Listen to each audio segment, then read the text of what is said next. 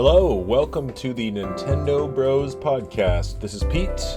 And this is Derek. And we haven't spoken in a little while, have we, Derek? It's been a couple weeks, hasn't it? Yeah, it's been a few busy weeks for both of us, I think.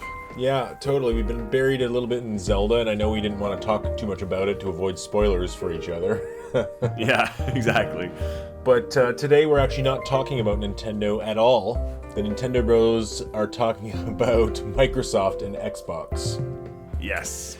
And so, Derek, you have an Xbox, I have an Xbox. I think this is kind of the first time ever that we've both really been somewhat invested in the Xbox ecosystem.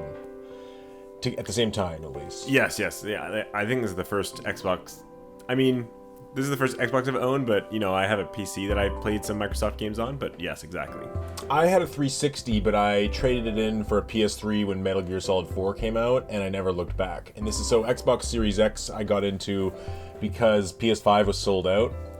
And here I am, years later, into Xbox and not PS5.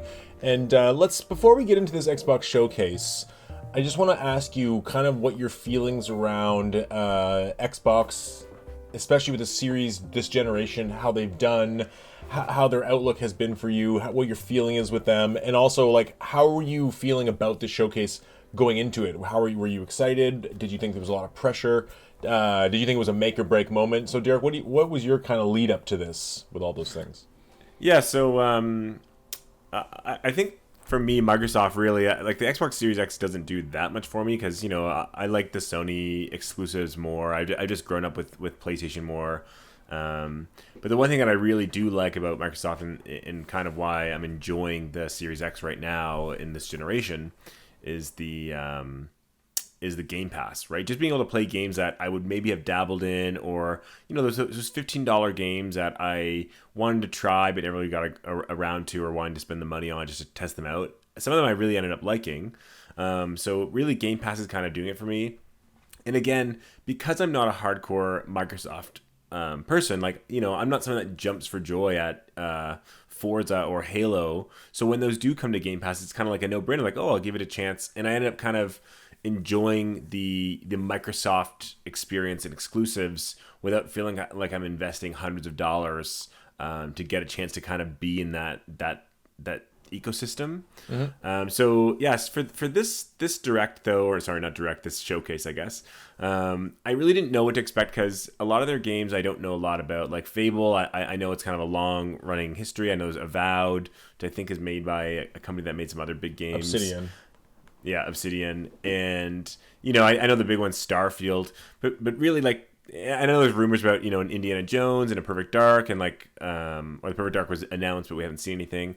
So I didn't really go in with any expectations of, oh, I hope this game comes out, because again, I don't have any of that history of, you know, I hope the sequel to this game comes out, or the games that are already announced, I don't really know them too well either. So there wasn't really anything of like, oh man, I hope this gets shown, I'm really, really hyped for it. But at the same time, I did kind of have that feeling that you mentioned where they need to kind of show something, because I feel like, you know, not that they blundered the past few years, because I think Game Pass has kind of, again, carried them pretty nicely. I just think that they haven't really shown that, hey, like, you know, Microsoft can bring these really awesome exclusives as well. So that's kind of what I was beforehand, I guess. How about you? Yeah, I'm similar. I mean, I'm not as all in on the PlayStation exclusives as you are. I mean, I love Naughty Dog, but I'm not huge on God of War or Gran Turismo or Horizon or anything. So for me, I'm clearly a Nintendo fan first, and I'm a little bit indifferent about what's the secondary system. So Xbox was an easy choice for me because, you know, simply for the cost savings of Game Pass, like I would be in hundreds of dollars more if I was buying all those PlayStation games.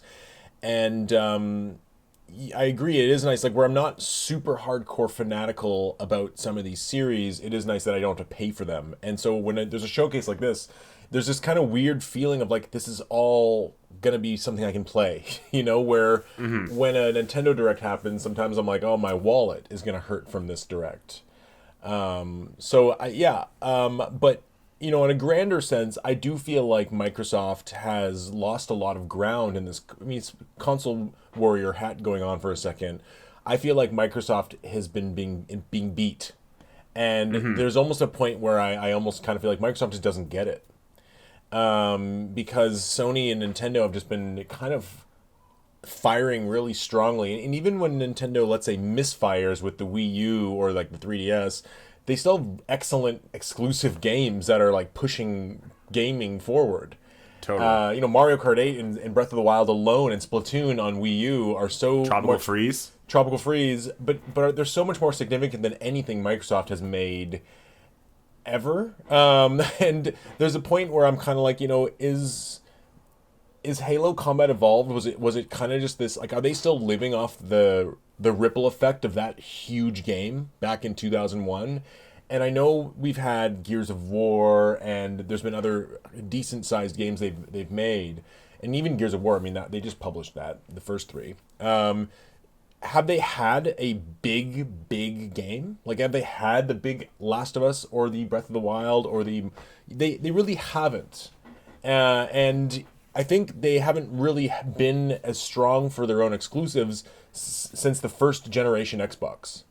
360 largely lived on the Epic's Gears of Wars and the Call of Duties and their strong third-party support. And Xbox One faltered poorly the whole time, in my opinion. And Series X has been in a funny spot. So I really feel like, especially after Redfall's disappointing, basically being disappointing, and kind of this dearth of exclusives. They had no good exclusive last holiday. They have been, Forza Horizon 5 was really good, but Halo Infinite disappointed a lot of people. They've had layoffs, delays. So I was going into this showcase saying, this is the most important showcase Xbox has ever had. And this is also a make or break moment. And I was actually of the opinion that I was excited for, because I'm like, they got to really deliver here.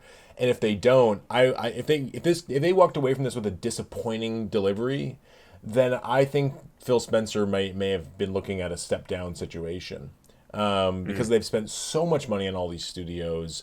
There hasn't been a strong delivery from them so far with exclusives. Xbox is in third place. Sony and Nintendo are coming out with these big exclusives that everyone's talking about. The Last of Us show is a massive hit. The Mario movie is a massive hit. The Halo show is not a massive hit. It just feels like Microsoft has been paying and trying to get into this game for so long, where there's like a lack of authenticity around what they're doing in a weird way. Like, where Sony and Nintendo just are so good at their game development. And with Microsoft, for me, like, a lot of the games I've bought for Microsoft Xbox have been Resident Evil, Elden Ring, games that are not Microsoft. Yeah. So Yeah, I was gonna say, like, it's not to downplay Forza, and not to even downplay Halo or Hi-Fi Rush, but like, does Xbox have they shown a 95 plus Metacritic, 10 million seller kind of game? No, but we have countless of games like that on the Switch. We have a few on the PS5 even. It just, I was just thinking about what you were saying, and it's kind of like where Sony and Nintendo put in an effort, and really management or teams or developers, like, they had this effort there. Microsoft is trying to get through that with money, and I'm not sure it's paying off. At least it doesn't look like it's noticeably paying off before this showcase. So I just hope that there's like, that magic is missing, and I don't know if money and buying developers will solve that. Maybe it will, but that's kind of how I kind of summarize that. yeah, I think it's hard to say they don't have effort, because Yeah. especially with Bethesda, like, they have talented teams under them now. But there seems to be, like a misalignment. I don't know how to explain it. Like, yeah, I know what you mean, and it's almost like a very Western focused approach. I think things, when the Blizzard and Activision deal go through, and we're going to start seeing those, like, Diablo 5s and games like that being exclusive, like, we're going to feel like they kind of just are the Western market. But yeah, there's a certain magic, I agree, especially with Nintendo games, but also a lot of the Sony games, that seems to be missing from Microsoft. Like, they've Yeah, and I don't know if they have it, but I'll go ahead and say that went into this showcase with very high expectations, and I'm gonna say that just without before we get too deep into everything, I'm gonna say that it was a solid showcase, but the Starfield thing stole the show by far. It looks Same. incredible. Like it's the Breath of the Wild amazing moment for it. But everything else still didn't really sell me a lot. And Same. I don't know if that's my personal tastes, but I also just to speak overall about the whole thing before we get into game specifics. I watched it with Vanessa, and she was kind of bored of it, and a lot of the games looked the same to her, and I almost kept laughing to kind of say like, "Wow, another 2024 date, another 2024 date," That's what I felt too. and it's I kept saying it. and there's a few times where it's like, "Oh, just a cutscene," like, "Oh, Hellblade 2, you're gonna show me this cut." Like this cutscene seems completely inappropriate. Just show me some gameplay and give me a release date. Yeah, the one thing about Hellblade though is the cutscenes and the gameplay are pretty cleverly mixed together. So that's a hard one to kind of define, but I agree with Totally. that. But I mean, they announced it how many years ago? And it's just one of those games where I'm like, I'm sick of seeing it without a solid release date. And like a lot of these 2024 dates, I'm kind of like, well, are they going to slip? Are we going to find out in June 2024 that it's got a March 2025 release? Well, it's kind of like that funny sign of we 3 or 4 years ago, often when we podcast, we say, well, that game just showed a trailer. It's going to be several years out. And, I think Sony and Nintendo rarely does that anyways, but I think Sony's kind of caught up to that where, the games they showed 3 or 4 years ago are coming out. But now the games that were shown 3 or 4 years ago at Microsoft, well, we just saw them again and there's still no release date. It's like, are we waiting another 3 years for them? Like, it just seems like they're perpetually not coming out. No kidding. And I think that even if they had just lied to us and given us a few like April 5th, 2024 or February 5th, 2024, like it's just would feel a little stronger. And even if they were going to delay it, because even on the PlayStation front, I know their showcase a few weeks ago was pretty weak, but they've got, I mean, Spider-Man obviously got dated, but they have Final Fantasy VII Rebirth coming out, and that's going to come out early next year, and that's going to be a big PlayStation exclusive.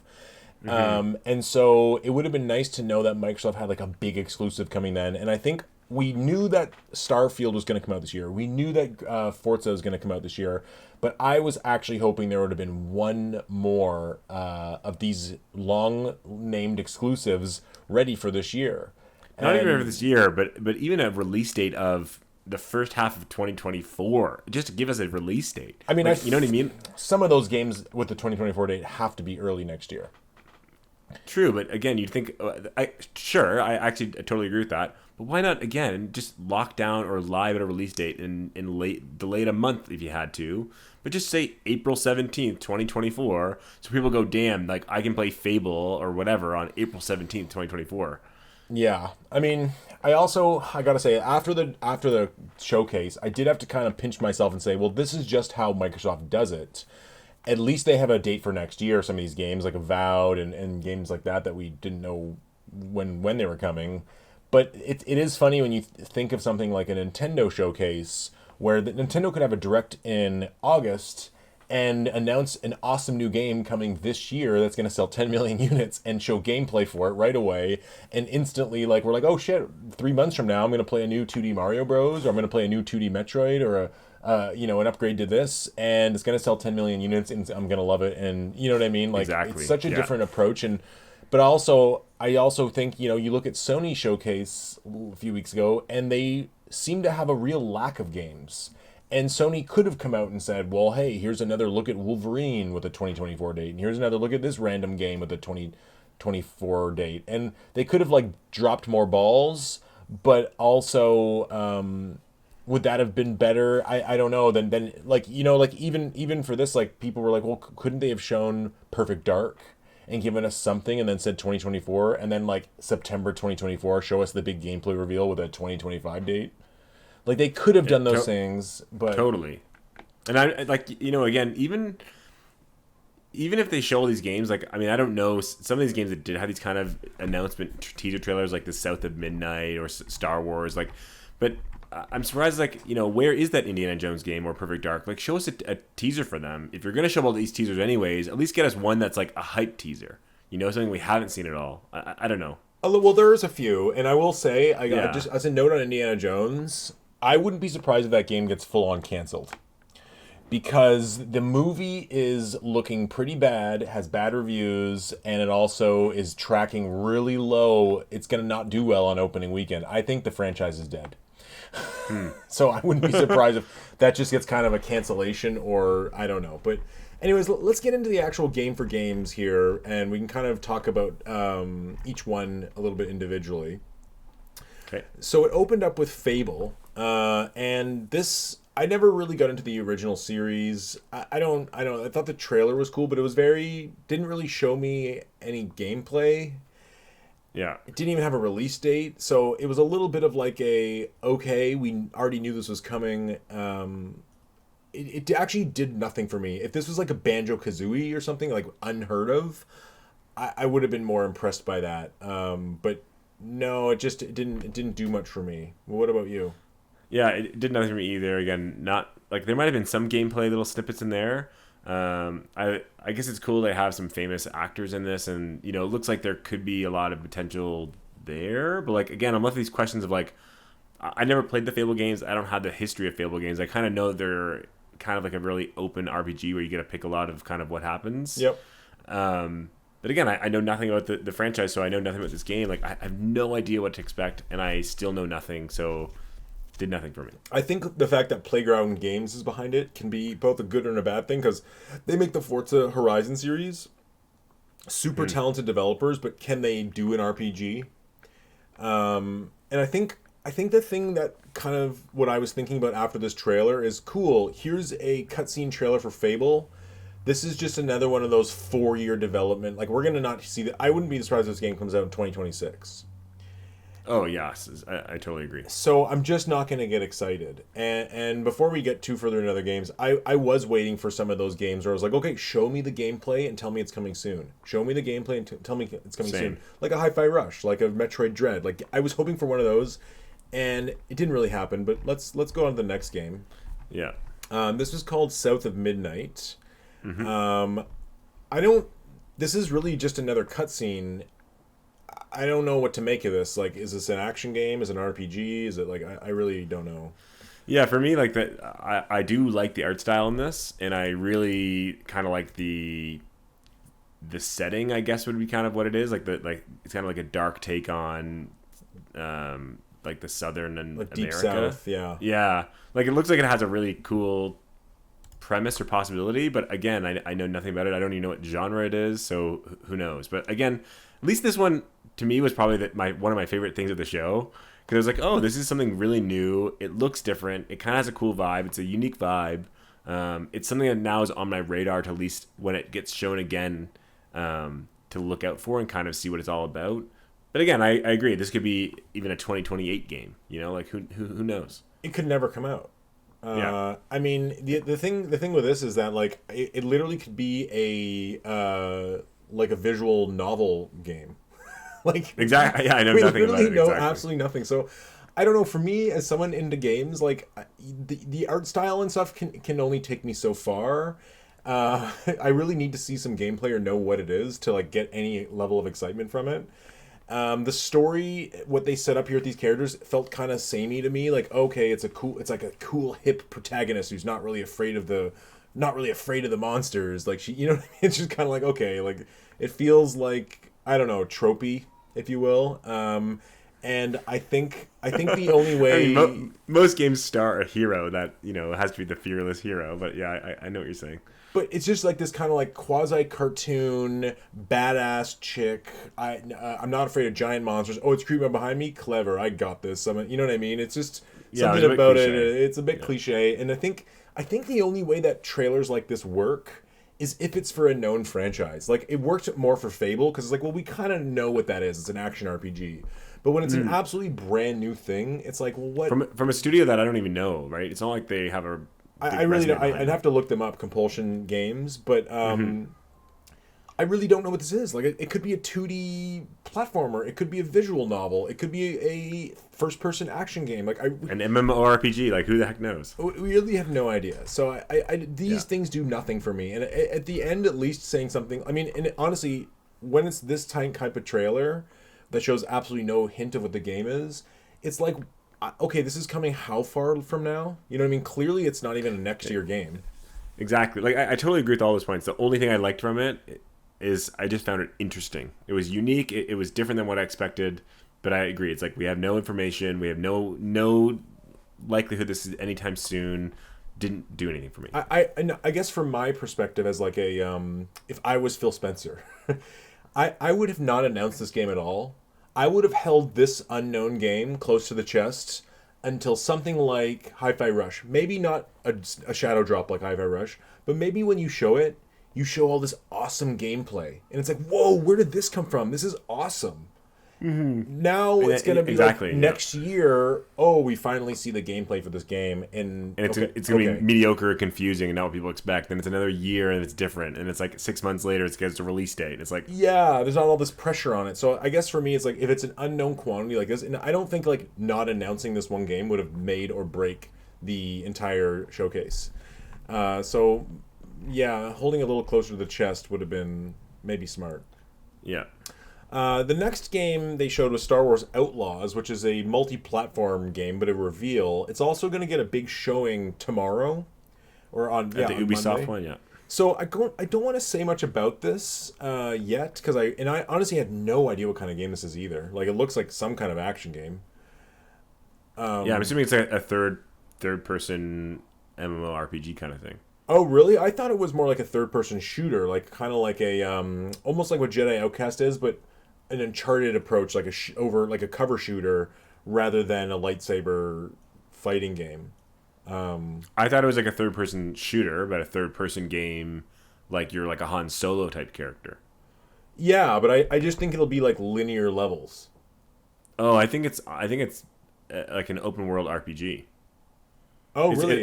It says open world in the description. Oh, you're right. Okay, yeah, it says open. I'm reading it right now. Open world story. But I guess it's story driven though. So the only thing that I walked away from this was, here's the thing. I'm kind of sick of Star Wars. Me too. I feel like I've been ham-fisted. As soon as Disney bought it, it's been ham-fisted down my throat, I feel. Well, it's also just like, didn't we just have a third-person Star Wars action game? Like, isn't this still, like, out there? You know what I mean? And this is just, like, it's almost feels similar, but, like, with a goofier tone. Mm-hmm. And the other thing is, like, I find the main character, again, kind of boring. She's, like, silly, overconfident, white character. Like... Let me play an alien or a robot. You have so many aliens and so many robots. Why do I have to play like a white-looking American? Yeah, true. And the other thing is, like, I'm so sick of the cute little side character, cute little funny side character, this little creature that's running around with her. It's like, okay, it's a Furby. They want to sell dolls, whatever. But like, I'm tired of that. Like, it's such a trope. They did that's Star Wars though. They all like that's what Star Wars is, and that's what I Disney know, is too, right? Do like, something different, like you have a whole universe, and I don't know. It's just like I just cringed a bit. Like I'm like, okay, Baby Yoda, we did that. Oh, the little robot guy that follows Cal around in Jedi Survivor, we did that. Like, I'm just like, do we need to have the same like badass, funny, overconfident lead with a cute little side character that's gonna be cute and helpful, like an anxious robot? Yeah. It just seems like I don't know, and I was kind of thinking there's another actual trailer in this showcase that had the same exact thing. So I said, wow, again another side creature character, and I'm like, there's something nice about isolation. Like there's something about playing Link or Samus being alone that I do like once in a while. You know what I mean? The only thing I would counter with that is, I mean, not so much with Zelda, it's a little bit different, but like, you know, Samus, one of the things about Metroid is you're trying to get that feeling of isolation, where Star Wars is you're almost doing the opposite. You're not trying to get that feeling of isolation. It's a community, there's worlds there, there's living and breathing. You're trying to create that sense of life. So it's a little bit different in my opinion on that. Yes, but it's such a big universe. It's time to not fall into the same tropes again and again and again. Yeah, oh my God. I honestly didn't realize that it was a character that you followed. I thought maybe you could pick your own character in this one. Oh, maybe. I mean, it was such a boring character. Maybe you're right. You choose an avatar. I mean, I guess we should probably reserve judgment until tomorrow. I do have faith Ubisoft's going to deliver something cool. I do, actually. Like there's one thing I trust with Ubisoft is like even though their open world games like Assassin's Creed or whatever are pretty repetitive and by the books these days, they look great. They have a cool world. They put the money and the time and the develop like the assets and effort into it. So this game might not be the most riveting game in my mind, but it will be probably really freaking cool to go and explore. You know, imagine Assassin's Creed game and all the kind of cool places you can explore in those games and how vast it is, but a Star Wars universe. That is what I think it would be. Well, cool. that's one of the reasons I'm excited for their Avatar game, because I think it'll be like Far Cry in Pandora, and like honestly, I'm so in for that. Like, but this is not on Game Pass, so whether or not I want to spend $90 in 2025 when it comes out, is yet to be seen. Yeah. The next game they showed was 33 Immortals, which looks kind of like an indie game. What do you think about this, Derek? Yeah, like it has a cool premise, I guess, like this 33 player co-op, and it's an indie game. It looks like, which I respect. It says it's made by the developers of Spiritfarer, which I know is a pretty popular game by some people. Mm-hmm. Though the graphics and just the way it flows does nothing for me. Yeah. It's just like I don't like that kind of. For me, like fluidity really matters when it's kind of those 12 to 20 frames kind of style where you can notice the jump in the movement. Especially when you come back after a game like Hades and Hades 2 eventually, where it's so smooth. It kind of has this similar isometric feel, kind of similar art style. And again, I know this game's doing a little bit different, so whatever, but I just didn't care with the gameplay. And also when they got to the 33 player co-op and got to these kind of giant things, as opposed to saying this is really cool and it seems like we're all doing something really significant and making a difference, to me it looks like a jumbly mess of like all these different things happening. Where's my character? I was like, where's my character? Am I dodging? Like, which one am I attacking? What's kind of like the game plan here? And like, are the 33 people communicating, or is everyone just kind of running in and doing their own stuff? Like I don't really know. I think it's cool. I think there will be a group of people that will love this game. I just don't know if it necessarily jumps out to me. If it's on Game Pass, I'm down to give it a go. But yeah. Yeah, I mean, for me, this is one of those games where I feel like they're just kind of contractually obliged to show it in their showcase because it's a Game Pass game. Mm-hmm. The graphics and the art style didn't do much for me, but it is one of those things like neither did Vampire Survivor. And what was that other game that we both played? The big where you go around the big house collecting. Tinykin. Tinykin. Like games like that do nothing for me in trailers, but sometimes they pop off for me. So this is one of those games where I'm like, you know what? I don't know if I really am into what I'm seeing, but it could be one of those games that comes out and is just like it's just kind of a fun distraction and it's free and it could be like that indie game that I appreciate getting on Game Pass once in a while. Totally. So I was a bit more optimistic. So whenever it comes out in 2024. It's only June. And they're announcing, like, where's the announcing for this year? Seriously, there's nothing. At least Payday, the next game they showed, which I never really played the Payday series. It comes out in September. It's kind of like a cops and robbers robbery heist SWAT kind of thing. Online game, and it is on Game Pass. So this was just kind of one of those things where like, okay, cool, there'll be a cool third party Game Pass game coming this year. Mm-hmm. I don't know if you want to keep talking about Payday 3. I don't have much to say, but I don't really know. Again, I don't know these franchises very well. Like, and again, the trailer didn't do much for me. I mean, cool. I'm glad there's something coming in 2023. Is this an exclusive though? No, it'll be on PlayStation, I think. Yeah, so it's not even an exclusive. Like, yeah. I mean, it's one of those things where I probably never would have bought it, but on Game Pass, I might give it a try. I thought the gunplay actually did look pretty fun. After that, they showed Persona 3 Reload, which it's saying I mean, this was leaked, I think.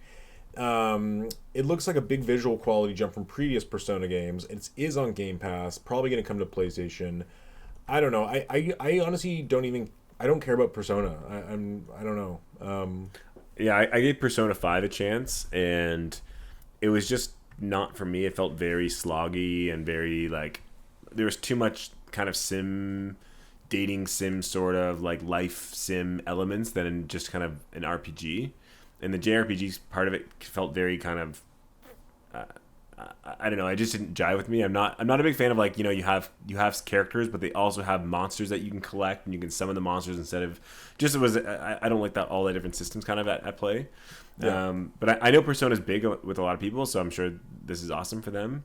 But yeah, I'm not a Persona guy either. I mean, it's a very big Atlas as a whole with Shin Megami Tensei and Persona. Like their whole thing is kind of like monsters attaching to people. Yeah, I think one of the other game. I think one of the other games that was shown that was an Atlas game is probably more exciting for people, so that we'll talk about in a few minutes. Yeah, we'll get to that. Yeah, I do think Persona 3 Reload is a nice get for Microsoft as a whole on their platform, but it's a PS2 remake. So I mean, it's a very niche group of people. And again, it's not an exclusive. Yeah, it's not exclusive. The next game actually is one of the ones I was most excited to see, and this is Obsidian's Avowed. Mm-hmm. I had in the back of my head a little feeling like maybe this will come out this year. Maybe it'll come out this year. You're finally showing us gameplay. They showed us a lot of it. No, 2024, probably March 2025, maybe 2026. Who knows, right? It's Microsoft. What did you think about this trailer, Derek? Again, I don't really know much about Obsidian. They made, I wanted to say Fallout, but it's not. They made Outer Worlds. I believe they made Outer Worlds, and I believe they also made Fallout New Vegas. Right, the earlier Fallouts, exactly, yeah. And I think they worked on some of the Morrowind game, or they work on one of the Elders. They did some like the games? Bethesda Studio like older games, right? Yeah. Yeah, something like that. They again, I haven't played any of those games. I don't have a history with these studios. Avowed in my head, I really didn't know what to expect or what it was going to be. This game looks to me like Skyrim. Again, maybe I'm wrong. It just looks like a Skyrim. It doesn't look very good in my mind. I have no interest in this. If anything, this maybe take Avowed off my kind of interest list whatsoever. Oh, interesting. I just found the gameplay they showed was not very entertaining to me. They didn't really explain much or show much, and it just looked kind of boring and it felt like, if I watch Skyrim now, it's like I get there's stuff going on, but it just would look slow or feel stale or feel kind of robotic. And that's how I felt watching this. So, yeah, no excitement for me at all for this. I mean, I don't know what to make of this because I know it's a little bit like an open world Skyrim game, but the action looked really good. It looked better than Skyrim. And I guess some of the magic and effects looked kind of cool. Like, you could like bury people in the ground and freeze them, and it was like very magic based. So it looked like a little bit of a mix of, I want to say like Skyrim mixed with Dishonored mixed with Ghosts. What's that game? Tokyo Ghost Protocol? Was that what it's called? Ghostwire Tokyo. Ghostwire Tokyo. I'm way off there. Ghost Protocol. But like, it looked like a mix of that. Ghost Protocol. Mission Impossible. So to be honest, I saw some of the feedback on Reset Air about this game, and everyone's so down on it. No one thinks it looks good. They think it looks too cartoony. But I was actually Avowed? I was actually into this because I would actually really like the Dishonored style gameplay, but in an open world setting where like you don't really have much of a mission.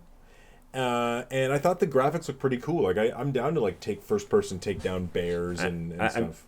I'm surprised you used Dishonored as a descriptor because Dishonored is very much not like that. Well, I guess it's like the slightly cartoony, bouncy first person action is what I kind of come from that perspective. Yeah, I guess the one thing that kind of gives me a chance of thinking this would be really cool is, because the graphics aren't pushing that kind of next level, this really could have a lot of different cool systems at play, and they could have like, the very end of this trailer, they have like you're ground stomping and there's like 40 skeletons around you or 40 demons or whatever. Yeah. You really could have that in a game that looks like this, right? So there could be some crazy cool fights and cool stuff happening, and maybe that's where they're putting their time and effort is to like make this really feel alive and feel fun. I didn't see that from the trailer, and I don't know. Again, this I will say ways away. I watched the trailer twice because I've been looking forward to this game, and I think that the trailer's poorly made. I think the whole introduction, like walking into the town, having the guy talk to you, that's a cliche, boring. And I also think it cuts to third person too much. Where like this is a first person game, you had good, pretty polished gameplay to show. You should have shown me longer clips of first person action. Like I didn't. You didn't need to cut to this like third person stuff when the game is a first person, essentially a first person shooter. Unless they don't have a lot to show. Well, it's been in development forever. And the other thing is Obsidian. They did Pentiment and they did Grounded.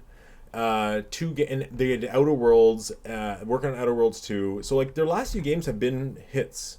Like they haven't really had a bad game, and this game's been in development for so long. I think this is like their big one, and I wouldn't be surprised if, even though the showing was a little milk toast, that next year this actually gets primed up as one of their highlight big September games or October big exclusive games. I could see that.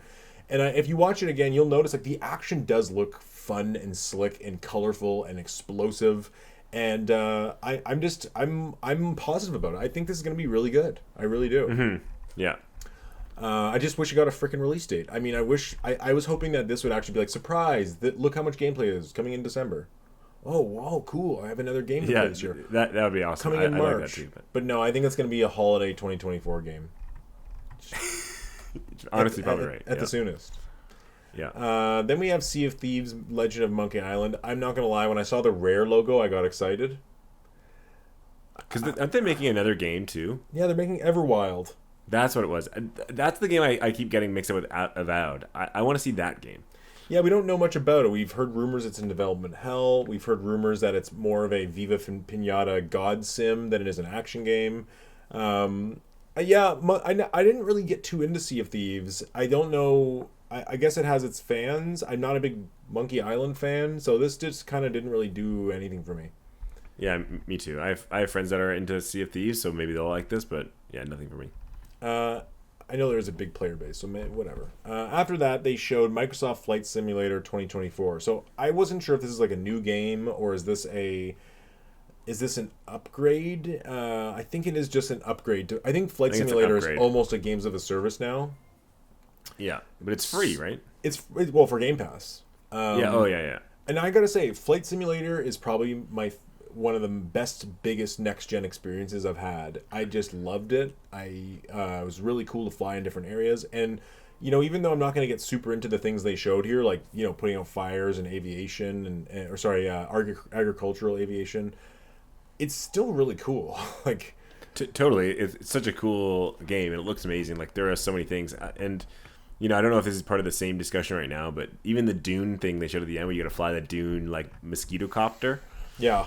That the dragonfly or whatever, like that is so cool. Like because it's gonna feel as authentic as probably Flight Simulator does, but you're in a different world. Like that's kind of I think where this potential is going. Where imagine Microsoft Flight Simulator becomes you can actually do a spaceship and like actually what it's like to be in a spaceship or whatever. I don't know. I'm just saying.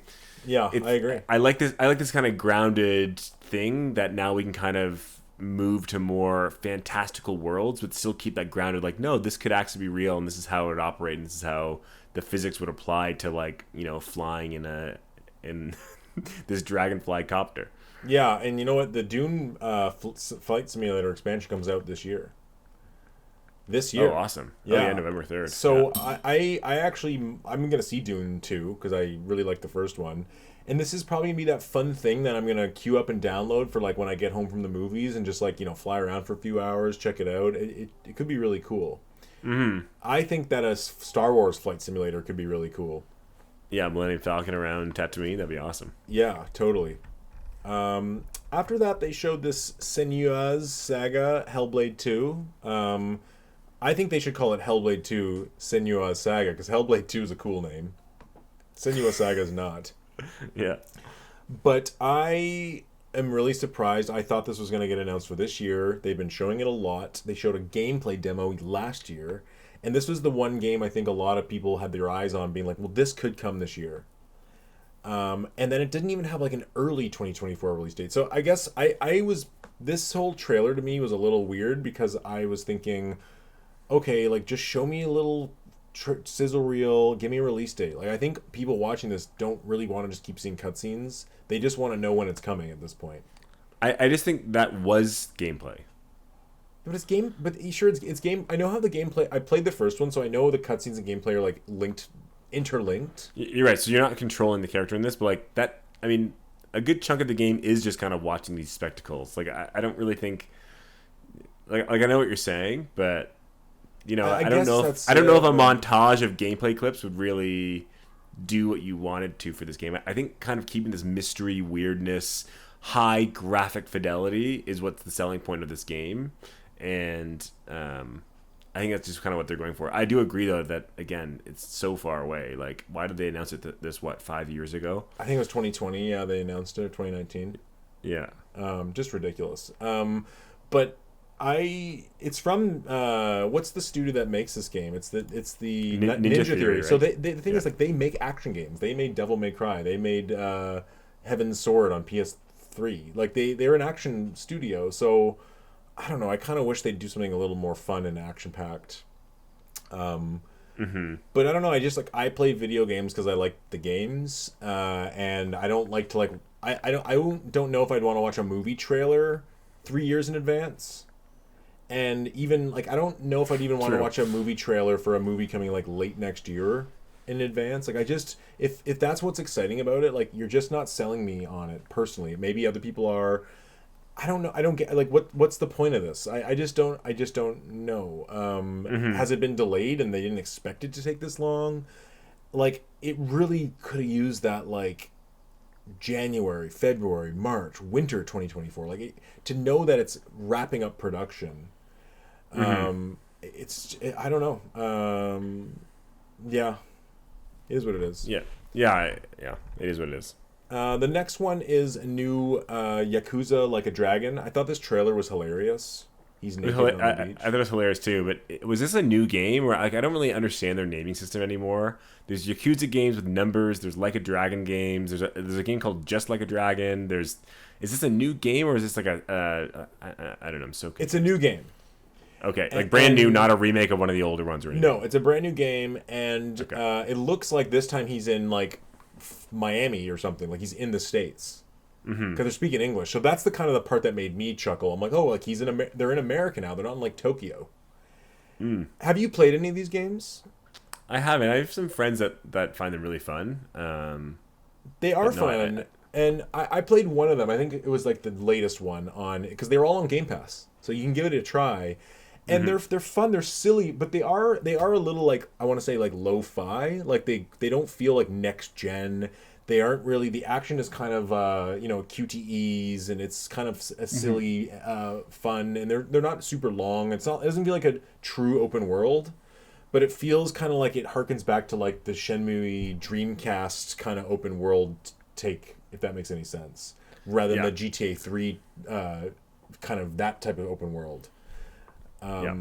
So there's a reason they can pump these games out so quickly. GTA takes 15 years, Zelda takes 7 years, Ubisoft, who knows.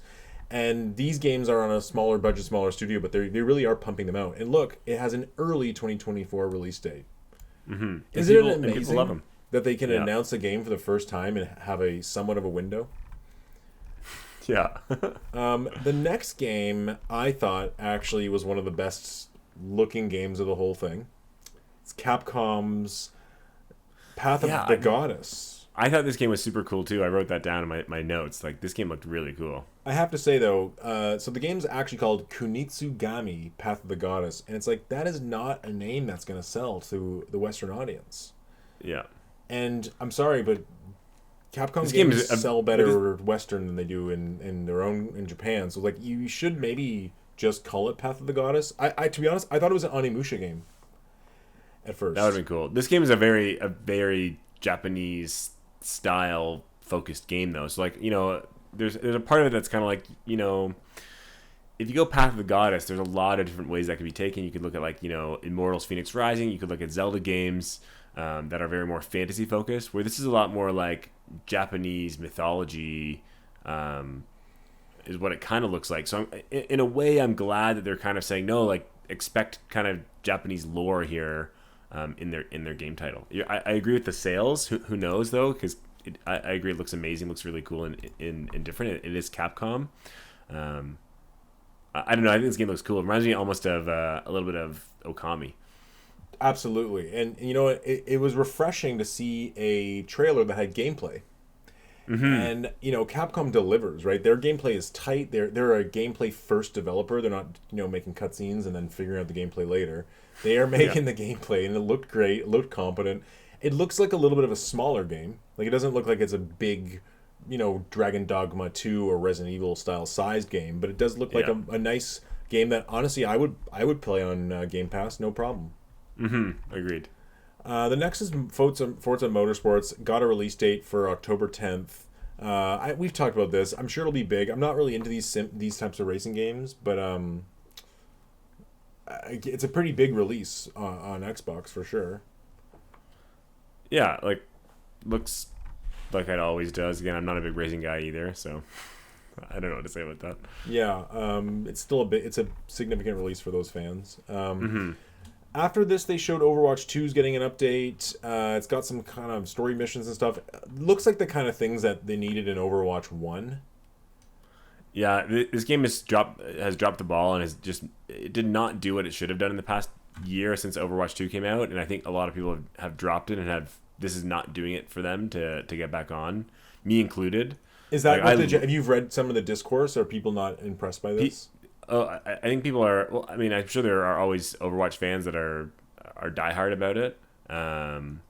But I think when it's all said and done, like, you know, people are like they're annoyed at the battle pass. They're annoyed at they now cut out like the kind of the single player talent tree kind of stuff. They scrapped that idea completely, which is the main reason that they made Overwatch 2. Oh yeah, well, So they scrapped kind of like the main reason. So everyone's just like, why did you even make this game then? So I guess that we'll see, because this does look like the biggest update to Overwatch 2 since its inception. So, I mean, it has potential, but again, like, I don't think this is necessarily enough to swing people back. It just looks like another kind of chunky update as opposed to like a pivotal, you know, expansion. But we'll see. I feel like it going to being a games as a service free to play just destroyed it. And you know, I cringed at the end. It was Totally. like, oh, there's new skins you can buy. Oh, great. Okay, so be Predator for children to want to buy skins. Yeah, for $30, it's insane. I think that Overwatch 2 would have fared a lot better if they had all these new like these new features look cool. Story missions, Toronto's in there, co-op events. Like, if all this stuff was part of a purchased Overwatch 2 game and they got rid of all the games as a service stuff and held it until all these things were available, that would have been a cool, good reason to have a sequel. I think they should never had a sequel and just said, here's an Overwatch expansion for $50, and it has 12 new characters, all these new costumes that will now be, and some of those things will be added to rotation, single player mode, whatever, and everyone can buy it. And then after a year or two, they lower the price, and then eventually it becomes free. You know, Yeah, I think they're just everyone's desperate for that Fortnite money. Truthfully. seriously. And like, I don't know if Fortnite has these prices for skins or if their model is just good now because they already have the fan base. Yeah. But I'm sorry, $40 for one skin of one hero is like such a disgusting turnoff for me. It like puts me off the whole game. Like, Yeah. at least, you know, like Diablo 4 has that too, where Diablo 4's skins are also $40 for like an entire like aesthetic skin. But there's so many cool looking ones in the game already that it doesn't really matter, and it's only cosmetic. Where, you know, Overwatch 2 has battle passes, they have characters that are locked behind the battle passes, and I don't know. Blizzard is really off the mark there with their games of service, kind of how much money these things should be. Like, you know, if you like, to me, if you made a skin $2 or $4 even, and you made a hero, let's say $7, I think you get so many more sales as opposed to making a single skin $40. Like, that's insane. Is that really what it is? It's $40 for Yeah. one skin? Yeah. Because, you know, so the game basically, a full purchased game is the cost of two skins. Like, what is that? Yeah. If you bought every cosmetic in the game, it'd be like tens of thousands of dollars. Yeah, I'm so unimpressed by that. I'm not even really about Blizzard games at all. And, you know, at the end of this podcast, after I saw Starfield, I think I'm out on Diablo. I'm not going to have time. Yeah. We'll talk about that. We'll talk about that later. Anyway, so Persona 5 Tactica, I mean, what did you think? It's kind of like a Fire Emblem take on Persona 5? Yeah, honestly, I skipped it because I didn't like the graphical style, so I don't even know what it's about. It's a little bit chibi, Yeah, like a young version of the yeah, characters. I hate chibi. Like, it's so not my style at all. You're right, though. It does look kind of like a Fire Emblem, which is cool. But again, I didn't like Persona 5. I don't like the art style. So this art style to me is so abhorrent that it makes me pass on any game that has it. It's crazy to me that Persona 5 has had like it's had a Musu a Warriors game, it's had a fighting game, it's had now this, like it's like it really was a huge game for them. After that, they showed a Starfield trailer, but I mean, it wasn't much compared to seeing the big reveal at the end. So we can just skip. Yeah, that. we'll talk about that Starfield later. So After that, they had what I thought was actually one of the coolest games, and a game coming this year, this was what I thought was one of the coolest games too. which was Gisanti or Jusant or Gisant. I don't know how to say it. I don't know if it's a French word or something or a certain language, but yeah, Another bad title. Let's be honest. This whole showcase had some bad titling, and this is a bad title, I think. Yeah. I thought this looks awesome because it's like a climbing game, and I love that. I love like the grow home. I love that about Zelda. I love like kind of stupid verticality. The only thing that annoyed me here was the stupid little companion creature he's got. You know, like this would have been a perfect game to feel isolated and exploring on your own and giving you that vibe of this lost ruins. But no, you gotta have a stupid companion to make jokes. Yeah, true. Still, yeah, like free. I think this game looks really cool. You know, graphic style is awesome. I like that. Like, there's a scene where like you just let go of the wall and you swing in their big rope. Like, Yeah. I'm trying to think of a game because there are games like this where it's almost like a Zelda. I don't want to say Zelda, but like where that you have that kind of more open physics engine. Yep. And I hope this game is really like, oh, you can climb up a huge mountain and then, you know, you're on the edge of it and you just decide you can jump off of it and you can, you know, grapple on somewhere as you fall down. Like, I hope it's a little more free as opposed to like a lot of climbing games, like, you know, Tomb Raider, where it's like, oh, there's yellow bricks. Oh, well, it looks very free because there's at one point it looks pretty free, but maybe it is just like a 6 hour kind of climb up the linear path, see this cool world, but it looks really polished. Like, it looks really polished. I just don't like if it's super linear. Like, I don't necessarily need Zelda levels of climb anywhere, but if it's just kind of like feels very on a track, I'm not gonna like that. Where I hope there's some parts where you can kind of like you got to figure out where you're going and kind of take the challenge of it of figuring out the way up. But I would love if it's like kind of like that game. There's that one on Switch where you're the little bird and you have to climb the mountain. Fly home, like home, or fly. Go home, isn't it? Yeah, go home. I think. Yeah. I love that game, by the way. I don't know if you ever played it.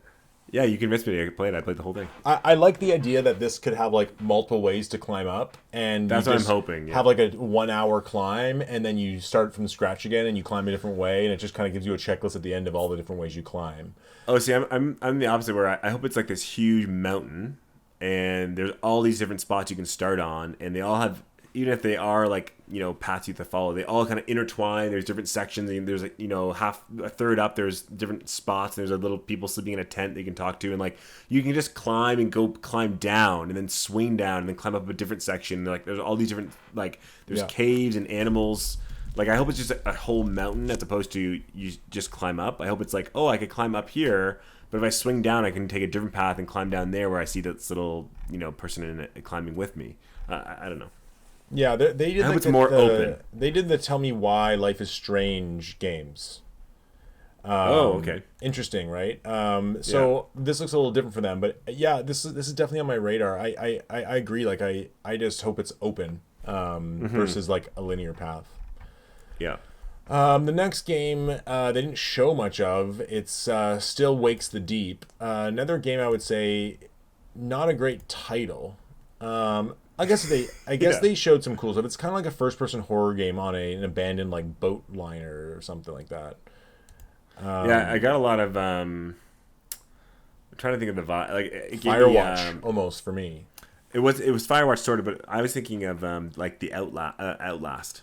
Is it Outlast 2? Outlast, but Outlast is more like a more sheer horror. You're being. I know, but I think it's that kind of style where it's like you don't actually get a fight. You're just kind of running, and it might be a little bit more creepy than just blatant horror. But I have a feeling it'll be like it's a creature and it's following you, and you got to run, and it might just be a story and you're running as opposed to like you can't fight back or whatever. Yeah, and I'm not actually in for that. I like those kind of simple, more simple games. Yeah, this game looks cool. Like if it's a good 5-6 hours, and it's well polished. I think I'd give this a go, especially if it's on Game Pass. Yeah, it's early. It is Game Pass early 2024, and it's one of those games where like if it comes out and it's got good reception, it sounds like a fun time. I can't really get too excited about these more low scale AA releases. Yeah. After that, they showed Dungeons of Hinterberg. Hinterberg. Hinterberg, terrible title. I'm watching the trailer again. It's got kind of I like the look, but it looked like it had some frame rate problems, Yeah. which is always a turnoff. And some of the combat looked a little bit meh. I don't know. It's hard to tell with this one. Yeah, like give me that kind of Hi-Fi Rush or like Ni no Kuni kind of style graphics. Mm-hmm. And it looks cool. It looks like there's a lot of kind of even Bayonetta the Lost Demon, kind of really cool environments, really vibrant colors and art style. But yeah, the frame rate again, I told you, like that kind of 20 frame per second style of it just not really looking smooth just doesn't do it for me. Especially when there's combat. Like I could handle it if it's just like an exploration game because there's a look to that, right? Like the movie, the game Sable. I don't know if you ever played it. It was on Game Pass. I played it a bit. I couldn't do it. You can. I really got into that, and I was okay with like the lower frame rate animations. But that game really is just exploration, and this game has like fast paced combat. So I was a little bit. I don't know. It's another wait and see, right? But title just awful. Yes, agreed. After that, they showed a Cyberpunk update that I don't care for. It's like a big expansion. It's kind of like Blood and Wine for The Witcher 3. So I think this is probably going to be pretty big. I'm just waiting for it to be on Game Pass, the whole game. Yeah. Like, I own this game, and I started playing it, but then a new game came out, so I only played it for like an hour. But I'd like to actually play this game, and I think when this DLC comes out, I might actually just play the base game around then. But yeah, like, looks cool.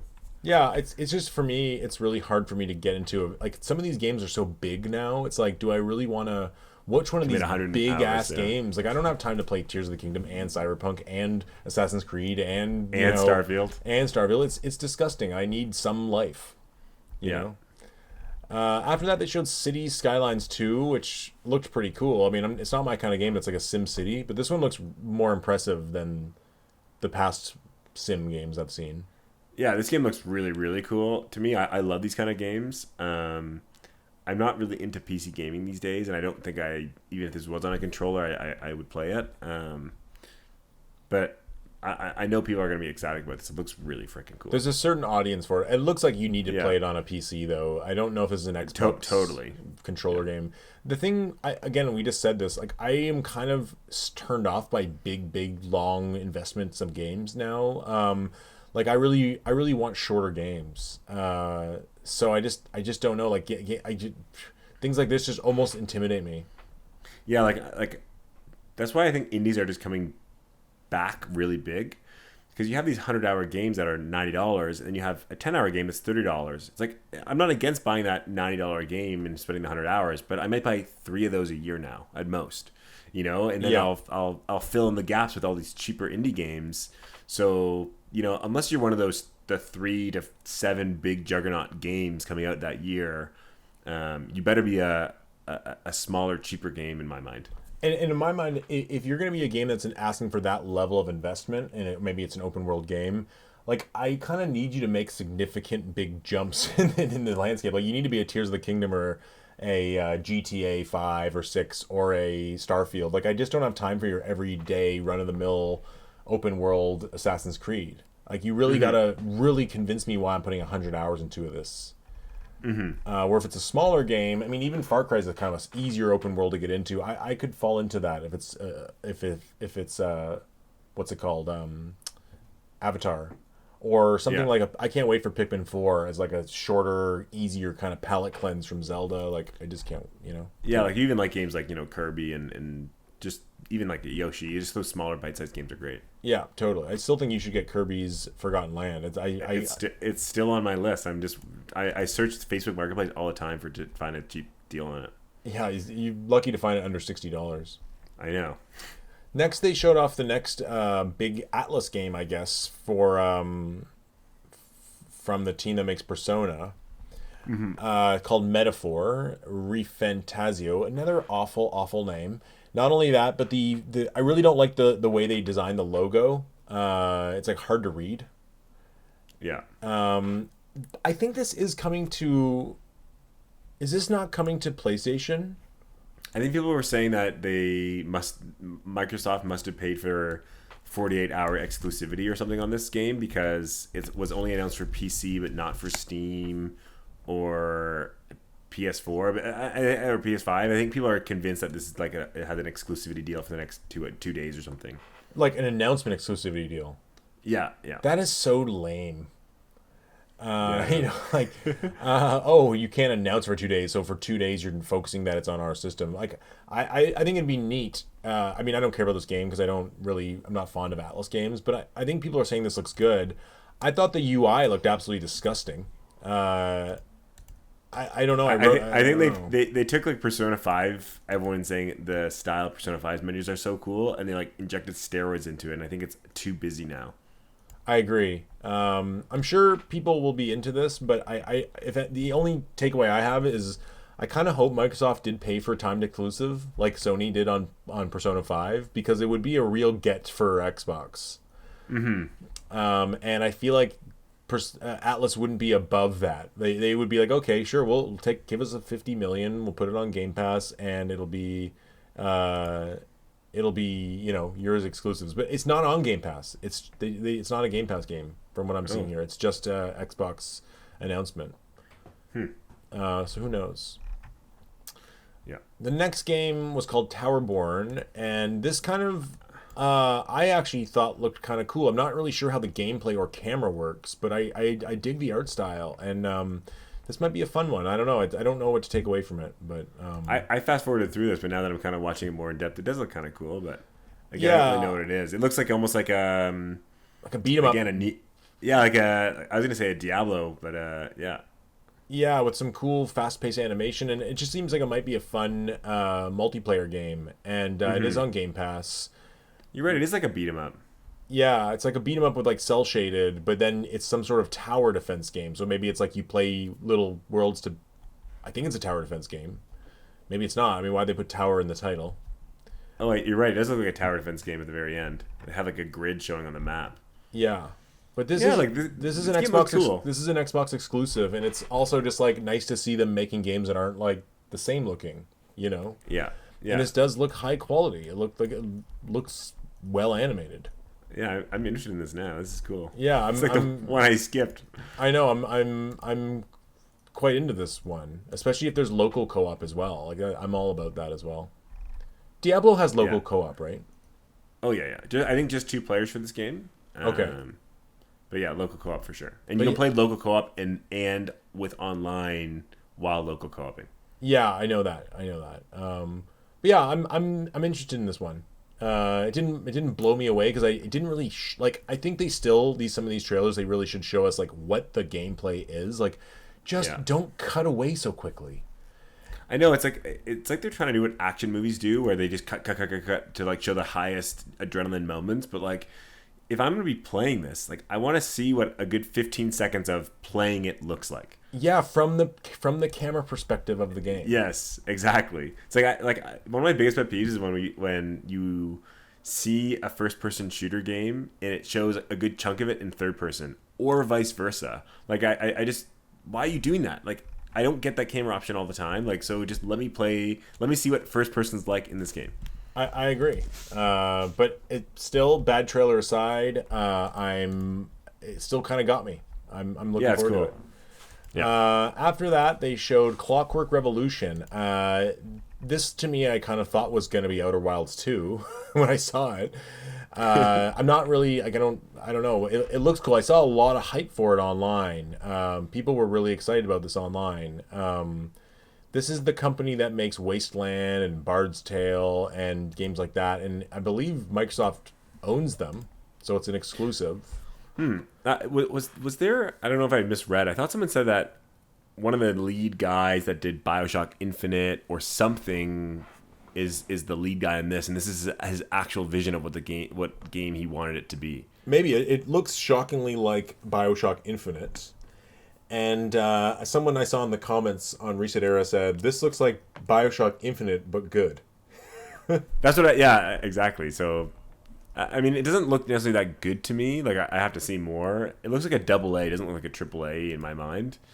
I don't know. It looks pretty impressive, and it's got this. It's got similar looking like time mechanics that Tears of the Kingdom has, where you can kind of like reverse time, and it's Yeah, got you're right. It like does look cool. it's got some of this first person, explosive action and really detailed environments. And I'm really hoping that it's like a 10-hour first person shooter, 10 to 20 hour. Like I don't need some 100-hour RPG mechanic Yeah. thing. Like, if it was as long as a Bioshock game, I'd be down for that. Same, yeah, and I'm kind of hoping it's linear. Like I don't know. I would kind of wouldn't mind that, like linear story.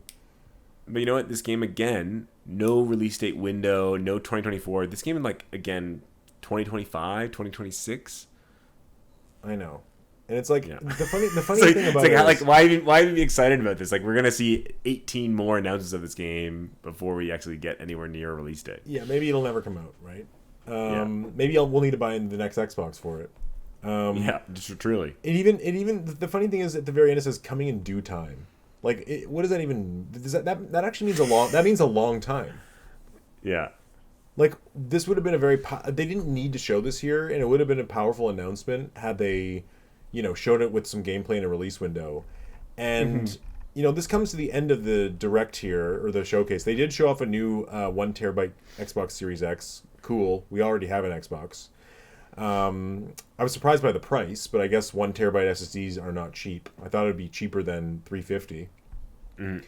But beyond that, it's a funny one because this direct showcase feels like, yes, there's a lot of games, there's a lot of exclusives coming. I'm more excited about the exclusives on Xbox than PlayStation and Nintendo right now, simply because they're just Sony and Nintendo don't announce their games so far in advance. But it is kind of like they probably should have held some of these back and shown them when they were a little bit more ready to show, because I feel like we're back in that Xbox cycle of laughably things are so far away, kicking the can down the road, but they, yeah, Well, I think I look back at last year where the showcase had that big banner of all the games saying coming within the next 12 months, and I think most of the third parties probably games did come in the next 12 months, but there's no exclusives, so or at least big noteworthy ones in my mind. So again, looking at this, it's kind of like, what are you promising? Like, are these games actually coming in 2024? Like, you really haven't sold me at all on any of this. Like, sure, I'm excited for Starfield. I'm excited for some of these games when they eventually come because they're free on Game Pass. But I don't know. Like, I'm almost tired of Microsoft. Kind of like all they do is just string you along because they have nothing to actually give us. Yeah, it's true. Like like when Spider-Man 2 comes, like, whether I get it or not, like, oh man, like Spider-Man 2 is coming, that's a big day. It's like, oh, Zelda's coming, like that was a huge day. Diablo 4 coming, that's a huge day. Final Fantasy, that's a huge day. Resident Evil 4. Every big developer is having a huge game this year. I mean, I guess Starfield too. Okay, well, let's get to Starfield, because let's be honest, it is a huge game. Yeah, it stole the show. It stole carried the the show. show. And also, it looks... I watched it. I was so tired when I watched it, I fell asleep. But then I watched it again on my TV, not on my MacBook, and I'm blown away by it. And I'm almost sitting there being like, "Wow, does Tears of the Kingdom really have Game of the Year in the bag?" I looked at that too, and I was like, "Oh man, I think a lot of, I think on Reset Era, if we're defining that, I think Zelda will win there, and I think Zelda will win more number ones of the year just because it's Zelda. But I think Starfield will give it take a good chunk of Game of the Year awards from different sites. I think at this point, I wouldn't be surprised if Starfield wins Game of the Year. I think it looks so impressive. I think at the Game Awards it has a really good chance. I think it's probably 70-30. But I just mean in general, like, I'm sure there'll be a lot of some wins this, some wins that, but I really think this game looks extraordinarily impressive. Yeah, it looks and really cool. It's staggering, and like the same way that something like Tears of the Kingdom was staggering. Like, how did you do the sky to ground, the depth, the connectivity, the building? It's all coming together so well. This game has so much to it as well. Thousands of planets, mixing procedurally generated planets with built content.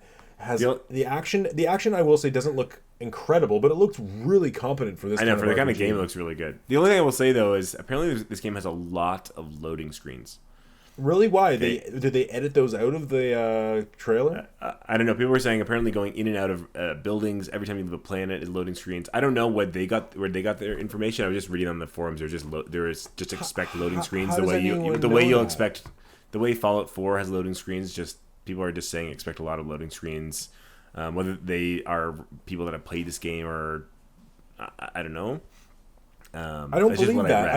I don't know. I don't know why anyone has that information. I just don't think I wouldn't take this as a No Man's Sky kind of situation where it's seamless. Like I think, again, looking at other, Skyrim or Fallout 4 or games like this, there are, especially with all the systems, all the dialogue, all the voice, there could be it's 30 frames because there's so much stuff going on. I really would not be surprised in the slightest if this had loads upon loads upon loads. Yeah, I just It mean, still wouldn't make it a bad game. We watched some of the stuff in the trailer where we saw them warp to a new solar system, land on a planet, and the load times were almost non-existent. Like it like faded to white and it was there. So based on what we saw them playing, they would be pulling some sort of fast one if they actually were cutting away load times, because it seems like it's actually pretty smooth and quick. Yeah, I don't remember seeing that in the video. If you saw that, awesome. I didn't see that. So, like, I think what ends up happening is if you go to a new solar system, it gets you there quickly, but you're really just in your ship outside the planet. And then when you go to the planet, there's going to be like a little cutscene of you landing. Like I think it's gonna hide these load screens, but I didn't hear anything about these load screens, and they hid them in the gameplay showcase. And I don't know I haven't seen anyone who's had that level of hands-on to really say that. So I think people are just saying that, right? Yeah. Again, I don't know. Don't quote me. It's just what I read someone say. Yeah, I mean, we'll see. I mean, but as of now, it's like it's so polished that I really doubt that they couldn't iron that out through. Like these systems are all SSDs, so I'm pretty sure they can fix that. But just in terms of just how much there is going on in this game, I mean, it looks like there's so many systems involved. It looks like you don't even need to engage with some of them. Like, even if I end up just playing for 10 hours and run around a few planets and shoot some things, I might have a great time. Like, I don't feel the need to like 100% this like something like Zelda. Yeah, like my issue is a little bit kind of like almost the opposite, where I don't think I'm gonna like this game at all. Like, I think it's really cool, and I think there's so many awesome things about it, and I think people will love it. And I might even watch some cool videos and whatever on it. But there's so much choice and so many things you could spend hours on that I feel like I wouldn't really enjoy it, because I'd play for 10 hours and feel like I didn't really do anything. And it's like, I know this game is kind of That's like... how I feel about Tears of the Kingdom, though, and I love it. But Tears of the Kingdom, at least I feel like I'm accomplishing stuff as I do it too. Where this game is kind of like, I could spend like 5 hours just tinkering with my ship. And it's like, like some people really are going to do that. And like that's what they want to do. And they'll do that many times throughout their whole play.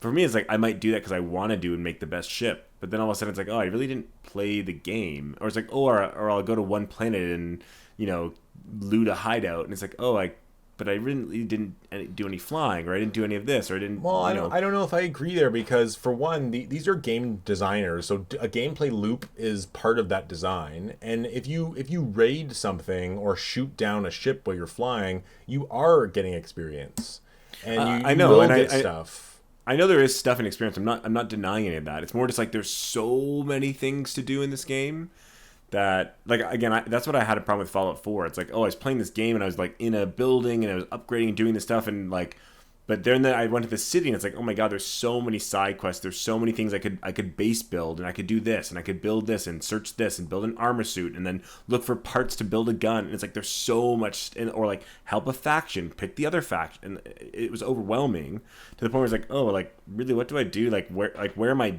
driven towards?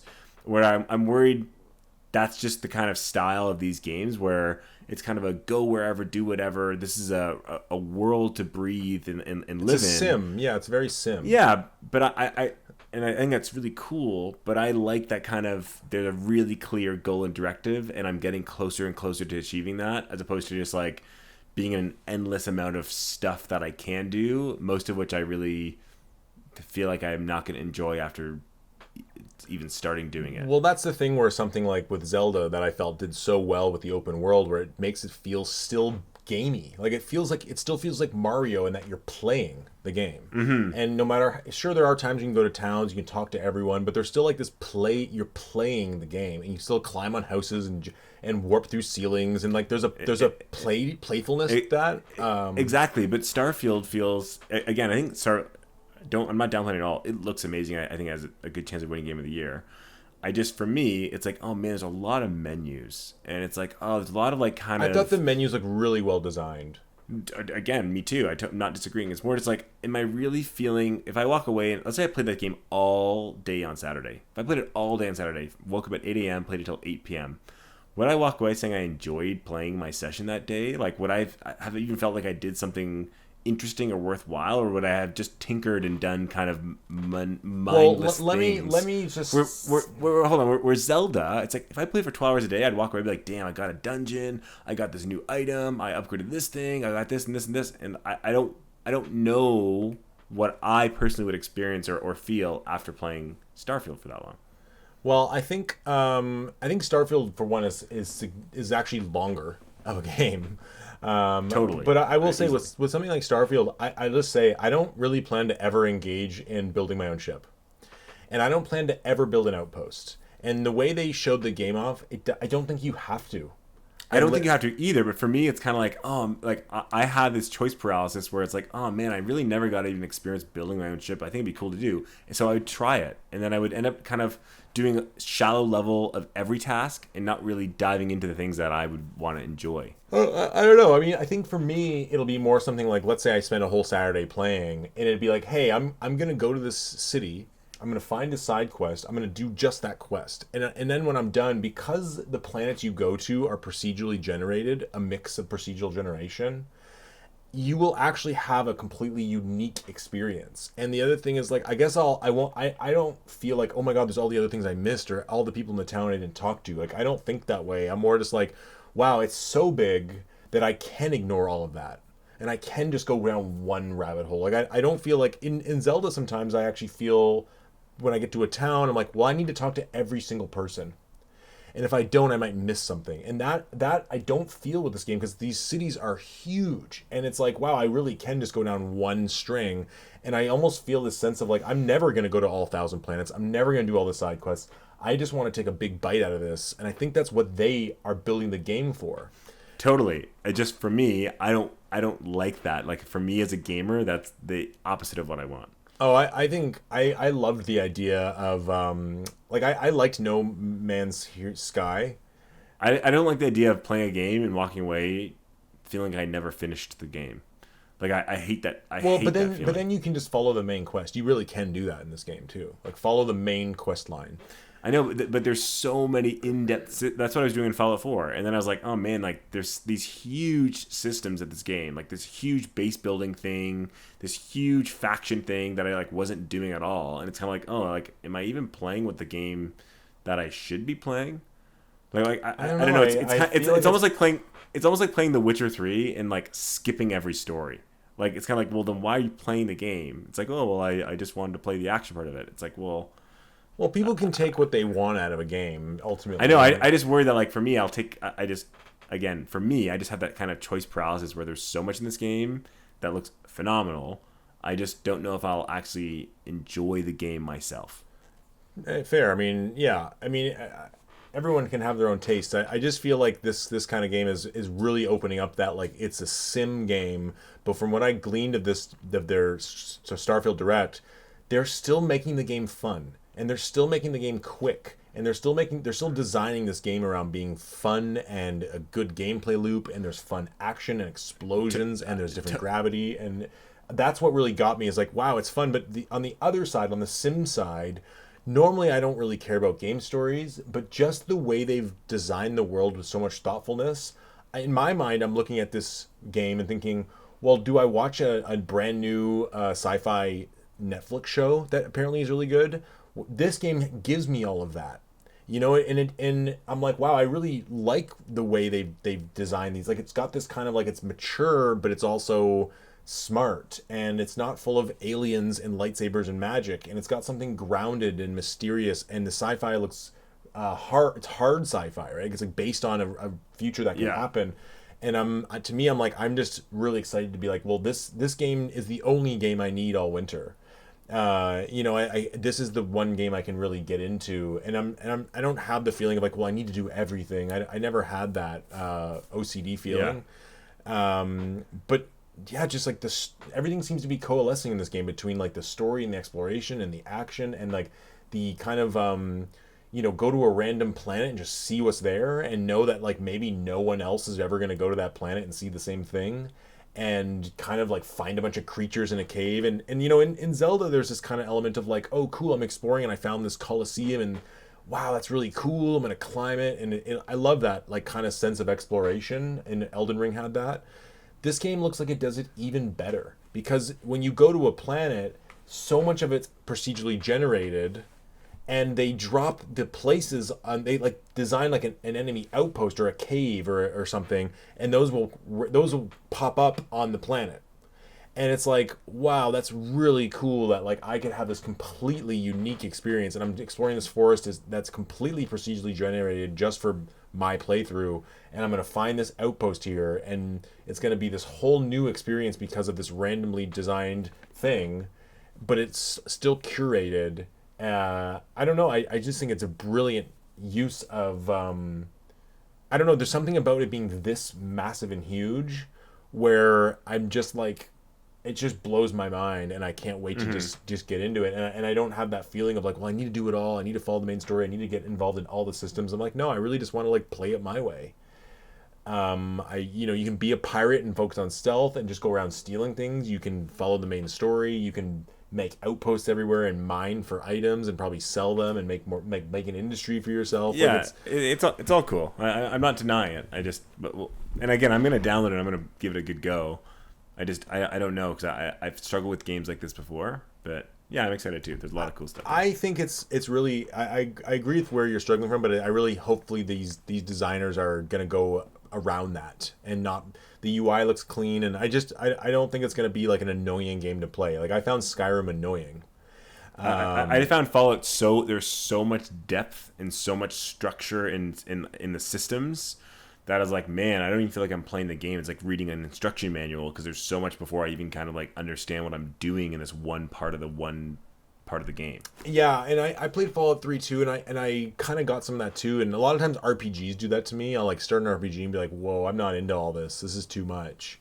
Where I do feel like from what we've seen of Starfield so far, it does have a little more of that, I want to say, Far Cry-ness, where it's a little gamier and a little bang bang shoot 'em up fun, and it's some of that mining that you get in Tears of the Kingdom. Like I think it does infuse some of that gaminess in there, and even some of the dogfights in space.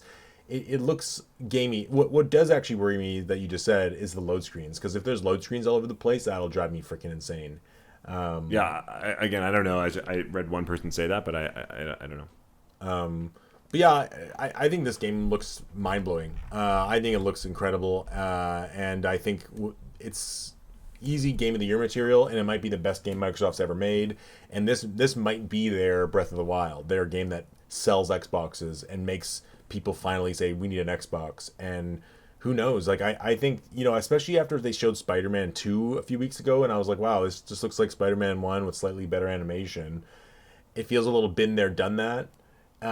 Where this game feels like it's charting a whole new territory for games, mixing procedural generation, the polish with the voice acting and the facial animations, and the all of it, right? And the action, like zero gravity action, looks really cool, and the monsters, and I don't know, Al, it just looks like, there's gonna be some really cool quests too. Like Bethesda does the quest lines really well. Yeah, that's true. I don't know. Yeah. I'm super excited for it. I have faith. I'm excited for it. I'm gonna play it. I'm gonna like it, I'm sure. But I'm very much. I don't know how in depth. I don't know how in detail. Like I can't imagine myself putting hundreds of hours into this game. Me neither. I probably won't even play it as much as Tears of the Kingdom, But I think in my mind, I'm kind of like, well, I've got Tears of the Kingdom, I've got Pikmin 4, I've got Starfield. I don't think I need any other games. Like, if Nintendo drops a Kid Icarus or a a 2D Mario game as like a kind of a light snack later this year, I'll be into that. But yeah, like it's like I don't need these games. These are big freaking games, Yeah, I totally agree. and I feel like they really knocked it out of the park with this game, and the way they showed it was really great. And I think that and it was a big win for Microsoft. When I would personally give their entire showcase, I don't know, honestly, like a B. And Yeah, I give it a 7. and yeah, I'd probably give it like a 6.57 because of all the next year stuff. But in terms of Starfield, it's like this is their Tears of the Kingdom, and it's so impressive with Starfield coming this year and with it being included in the showcase. I'd have to bring their showcase all the way up to a 9. I wouldn't. Maybe like an 8 to me. Maybe I personally think that Starfield looks more impressive than anything I've seen on Xbox or PS5 this entire generation. Full stop. I Full agree stop. with that. It's the most impressive next gen game I've seen, and it looks. I just it's not even my kind of game, but I want to play it, and I think it's hitting all the right notes with music and presentation and art style and tone. Like how many sci-fi games or sci-fi stories do we even get that aren't silly, bouncy companion creature bullshit? Yeah, sci-fi fantasy. Yeah. Yeah, and it's like, oh, And- hey, Jedi powers. And like if you think about how big Skyrim is and everlasting, and even Fallout, 4 Vegas, New Vegas or whatever, it's like the games, the IPs that they put out are like 15-year running IPs, even just a single game. You know what I mean? Like the Elder Scrolls is one thing, but like Skyrim alone has come out in every single platform in the past 15 years or something. Yeah. So like this game, even though it's so awesome because it's coming out now, but like we're gonna see Starfield and Starfield maybe expansions and Starfield content and mods and people talking about it and coming out another system for like until the 2035. Absolutely, and that's where I kind of think that this could be the obvious game of the year when it comes out. It could be much higher Metacritic than we've all predicted, and it could be something where when this game comes out near the end of the year, we're thinking, wow, how did we ever think Tears of the Kingdom was the game of the year when this thing is doing all these other things? But I also think you're right, it could come out and have a lot of bugs, and there could be things that aren't impressive about it too. But I just think that extra like year and a half of polish really goes a long way, and it gave me hope that at least in terms of like the way Microsoft and Nintendo are moving forward, and hopefully Sony, that they're now allowing a lot of extra polish, and we're better off getting the game super polished and well done than we are janky and unfinished. Because no one wants a Cyberpunk or a Redfall on their hands. They want to have a Starfield and a Tears of the Kingdom, and we also Sony. It's been reported that they're still holding on to factions, Last of Us factions, because they want to go that extra distance, and when they reveal it, it's got to be that much of a hit. And I'm hoping that some of these 2024 games, and even things like Perfect Dark and Everwild, that it's the same thing, and they're thinking, no, like we're better off releasing a mega big, awesome, amazing game than trying to get these things out yearly and they're okay and this and that, right? Yeah, totally. So, yeah, I guess, Derek, I think that's about time. I don't know if we probably don't have time to talk about what we've been playing. Obviously, it's Zelda, but and Diablo 4, but yeah. But when we talk next time, we'll dive into our games. I think by the next time we talk, I will have beaten Tears of the Kingdom, at least the main story. Okay, I haven't played Tears of the Kingdom for like 10 days now. Oh wow, okay, we'll get playing. I know. I'm playing Diablo, so we have to reach a point where we're able to talk about the game openly without being worried that I'm going to say something you haven't seen. Yeah. So, but that can't go forever. Like, there's going to come a point where the game's been out for over. We can talk about but when we talk about what we've been playing, we don't dive into heavy detail, anyways. And I don't think we have to dedicate another episode to Zelda. Anyways, I do. I do. We'll talk about this some other time, but and I'm sure I'll get around to it once summer hits. But yeah. Good podcast. Xbox. I think. Again, I don't think they fully redeemed themselves, Microsoft, and I don't think they're out of the woods. But I think they definitely didn't dig their grave in this showcase. They definitely Yeah. they survived through it. I actually feel very optimistic about it. I feel like they needed a home run and they hit a home run. They wouldn't have been okay with a triple or a double. They needed to get a home run, and I think that Starfield was the only reason though. but it's just I'm in that mindset now where like one big game gets me so excited. Like all these other games are maybes. Oh, they'll be free on Game Pass. They're indies that could be fun for a weekend. They could be okay. I don't know. But with a big game like Starfield, like wow. I know this won't happen. What happens if Starfield flubs and it comes out and gets a 79 or 82? It's a flub, obviously, because they're still good games. but people say there's a lot of load screens, there's a lot of jank, there's a lot of crashes. It's not that fun actually. The gameplay, even though there's a lot to do, it's not that entertaining. Are we back to Microsoft is screwed? I really don't see that happening. Me neither. I'm just saying, that there have been crazier things on game releases. We thought Redfall was going to do a lot better than it did. Yeah, and Cyberpunk, right? Yeah.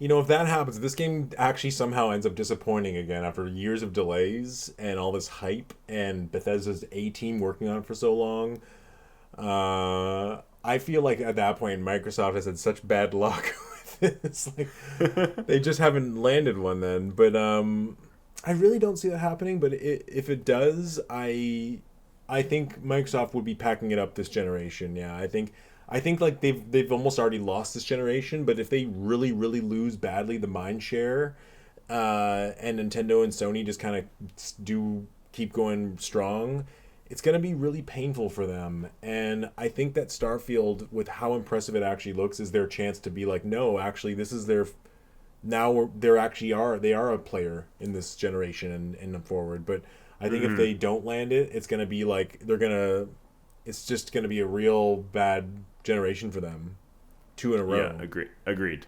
And they'll have to make it up. I think if that's the case, then it's like, okay, well then we need to really make. I don't know if this thing can't do well. What hope is there for any of their other games? Yeah, true, exactly. But I just from what I've seen, it just looks so good. I mean, and I really can't see them releasing it unpolished. And I actually am at the that it's they done. know this isn't a flop. The game's probably finished. It's probably been finished for a while, and they're probably just QA testing it and polishing it. Mm-hmm. They know how important this game is. Like, there's no way this game is gonna not do well. Totally, it's gonna be big. I think it's gonna top the charts. The thing that's weird is like, is this game gonna sell well, or is it just like what are they measuring success in? Because they already have Game Pass users. Like, is this gonna sell more Game Pass? I don't know. Is this gonna sell actual copies? Some, but I don't know. I think it will actually sell copies. I don't think it'll sell Tears of the Kingdom level because so many people will just go for the Game Pass. But I think people will say, I want to play this game for years, and I might not want to be on Game Pass for years. So I think you'll see a lot of PC gamers buying it. So they can just be in that mod community forever, versus like paying for a subscription forever. So I think it'll be really big on PC. It is coming on PC, right? Yeah, it's Xbox and PC. Yeah. But I also think that Game Pass subscriptions will spike in that month, and I think Xbox sales will spike. I still think Spider-Man will outsell it. I still think Tears of the Kingdom will probably outsell it in September. No, I'm just kidding. I think Starfield will probably be in the top 3 on the monthly charts, but I think it will hopefully spike the Xbox sales and the Game Pass sales for this whole winter. And it'll be a real feather in their cap when they're getting awards for it on the Game Awards, and they're, it's just getting that buzz for months, and people are finding things and talking about things and all that kind of stuff. And I just think it'll be a real good game for them, and in a way that I don't think that another Horizon or another God of War is, Yeah, I agree with that. So it's a big one. It's a big one for them. I'm really excited about it. I think just to me it's like I'm looking at it like I'm looking at it like I'm gonna be playing this game, but also like watching a new series of sci-fi, because I'm really interested in the story and where I just think it's just the universe. the Yeah. world and the characters. It just doesn't seem silly. Even Fallout is kind of silly, and a lot of other games are just silly and are designed for the gameplay. But this seems like it's really the best writing, voice acting, facial animation, story, and world. And I really like the world. I really like it. Yeah. Yeah. I agree. One thing I'm wondering though, they mentioned you can go to Mars. Can you go to Earth? There's rumors you can because there's a shot where they have the arch in wherever the arch is in the U.S. They think that's actually Earth that's like destroyed and people polluted it. Whatever. But like, how does that work? Like I guess you can only maybe go to certain areas on Earth because they showed actually, which impressed me, that you can land anywhere on a planet. Did they? I thought you could only land on certain spots that they selected. No, you can land anywhere. But you can also land on select spots and special points. So let's say you go to a planet that has like a big city. It'll highlight the big city, and that big city will be like the main place to go. But if you go outside the big city, it's procedurally generated. So you go on the complete opposite side of that planet where there's nothing and no icons and nothing special. You will land there, and you'll might be running on rock for hours and hours and hours and hours till you get to the city. Or you can mine stuff, right? Are you running on rock for hours, or are you running on rock for years? Like, how big are these planets really? I couldn't tell you that. I think you're right. It might be condensed. Like it's not quite. It's not like running across Earth, which would take years. It's probably like a few hours. Like it's probably like a condensed version of a planet, right? Like a smaller version. Like I can't believe that you can actually land anywhere on a planet. You can go back and watch the part. He shows you can land anywhere. He's like hovering an icon around the globe, and he goes, "You land anywhere." But that's how they're mixing the procedural generation with it. So it's. Yeah, I get that, but I have a feeling it's like it's a wave of the hand magic where it's like, oh, you can click here or click here or click here, but it's all brings you to like these rocky dunes that are procedurally generated, and it's like they're eventually after traveling for an hour, you'll reach mountains. And that click anywhere is the same as any of the other click. What I mean? I don't think so. I really don't. I think it'll be like think of like the desert in Tears of the Kingdom. Like you can land in a discrete area of that desert, and you are in that discrete area, and you're but it's still just sand, and you still have to run across sand to get to the town. I don't believe that I can click somewhere randomly on this planet and run south for 40 hours, and then fly away, and then click somewhere south. And it's going to land me in the same spot that I was when I ran. Like, no, but but they've already said it won't because it's procedurally generated. So you're right. If I land on the exact same coordinates on a random planet and I'm landing not in the designed area, like not near the city or the outpost or the part of the mission, just a random part of the forest of a tree planet, and then I fly away, play 20 hours, come back, and I say I'm going to go to that exact same spot, and you land there, the trees will be different placed. The rocks will be differently placed. It won't be the same. It's procedurally generated. But what I'm saying, so it doesn't matter if I click, there or 5 kilometers south or 1,000 kilometers south. If I'm not picking one of those 4 key city hubs, exactly, it doesn't matter.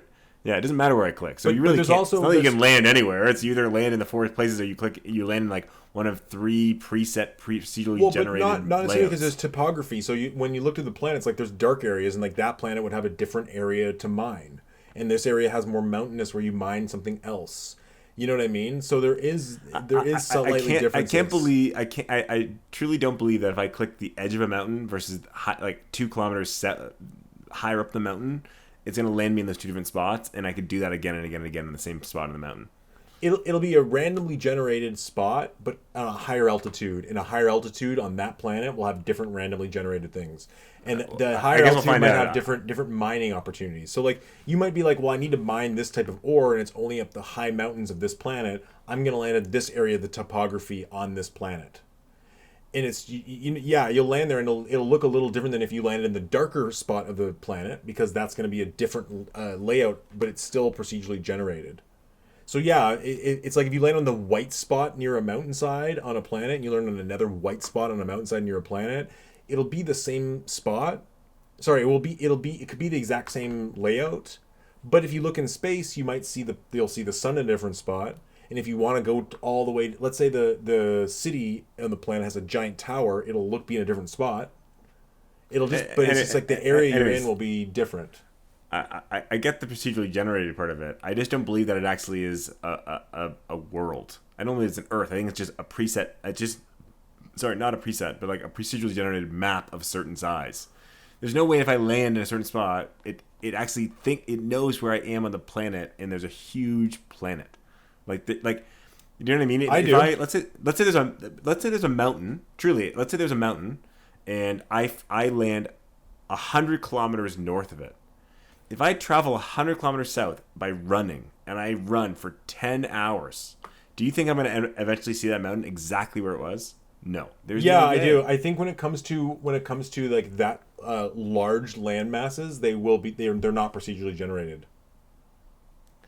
To me, like if this is all true, and I could also run to a city after running for 100 hours across a planet to a city, if I could really do that, and there's no giant mountains that block my way forever, I can actually get there, and it's a huge planet, and there's 1,000 of them. This would be the greatest monument to gaming of all time. That's what I'm saying. That's why everyone's so impressed. It's been they've been working on for 25 years. Anyways, we'll see. But here's the other thing to keep in mind. Here's the other thing to keep in mind. I gotta go, but I'm listening. Let me just one more point here. So, when it comes to cities and towns, and places that are integral to the main mission, there's probably only like 70 of those spread off in very specific areas. So you're right. Like a lot of these planets will be like almost like a procedurally generated gimmick, but you have to land in the town to continue the story or the mission. You know what I mean? So it's like there would probably be moons that have nothing. Like it's just a flat rock face across the whole thing. That there's just nothing to see at all. So yeah, there's a little bit of even every crater, every mountain, every river that I saw from the landscape is exactly the kilometers in distance and speed that that's just insane to me. Well, I think it's a condensed version. It's like you said, like let's say you could land on Earth and America's like this big wasteland. I think it would probably take like 30 minutes to run across the US. Okay, well to me that's silly then. Well, but that's video games. Do you know what I mean? Like if you think of Hyrule, Hyrule you can run across in 1 hour. Yeah, but then why brag about saying you can land anywhere if the planet is only an hour of a radius of running? Like, do you know how small of a planet that is? No, I said all of America is half an hour. So the whole planet can be longer. Times 4 hours. Okay, I'm just. Anyways, we'll see. I feel like what actually would happen is like let's say you land on a really big planet and you start running, like you'll just run out of oxygen and die. You have to go back to your ship. So it's like there's like gameplay things that limit you from like trying to stretch that out. It's not like you can get in your ship and fly across the surface. You know what I mean? Yeah, you can't. Yeah. You basically go land to a planet and it says where on the planet do you want to land? It gives you like a little UI menu. You choose where, and then it's like smart game design to simulate being able to land anywhere and giving you that sensation of like, wow, I can really go to the deep forest of this planet. And the other cool thing though that they mentioned, you may have missed this, is that they have things like, you know, in Tears of the Kingdom, there's like enemy outposts and there's camps and there's caves and there's like, you know, weird groups of enemies. That will be randomly generated as well. But they'll have outposts designed. But as you're running around a random planet like that in the middle of the woods, you might fall across one of these like enemy creature hives that they've designed, and they've designed so that it'll randomly appear when you're on this type of planet. And then all of a sudden you're like, wow, I found this enemy hive with this cool, giant praying mantis boss. Kill it, get some sort of honey sapling, and then when you go back to some city, some guy needs that honey sapling to do a mission. So it's like you're maybe like it's like the procedural generation is mixed with the mission structure and design interestingly that it's like you're never just like, well, I'm just wandering for no reason like you are in No Man's Sky. You actually are wandering, and you might fall upon in part of the randomly generated world one of these structural mission areas, which I think is such a genius idea to make the whole world feel big and feel important, but also like give you curated content and also give you in an individualized game as well. Like you might play and have a whole different experience on this planet than someone else. It's very cool. It's very cool, but we'll see. Yeah, we'll find out in a couple months. Well, Derek, let's wrap this up. It's been too long.